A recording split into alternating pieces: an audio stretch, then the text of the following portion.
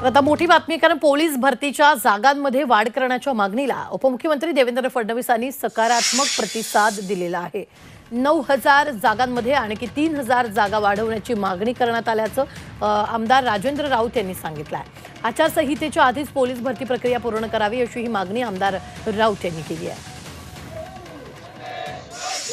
देवेंद्र फडणवीस साहेबांचा त्याला होकारात्मक प्रतिसाद मिळाला आणि विद्यार्थ्यांचं जे 9,000 पोलीस भरती करण्याचा त्यांनी शब्द दिलेला होता, त्यामध्ये आणखीन 3,000 वाढ करावी अशी पोलीस प्रशिक्षणार्थी विद्यार्थी आहेत त्यांची मागणी होती। त्यांना आम्ही सगळ्या विद्यार्थ्यांनी बसून त्यांना एक मेसेज टाकला, त्याच्यावरती त्यांनी ओके म्हणून रिप्लाय दिलेला आहे। त्याचबरोबर गेल्या वेळेस पुन्हा वय मर्यादा वाढवण्याकरता मी प्रयत्न केला होता, त्याला यश आलं होतं आणि रात्रीही तीच मागणी आम्ही मेसेजच्या माध्यमातून केलेली आहे।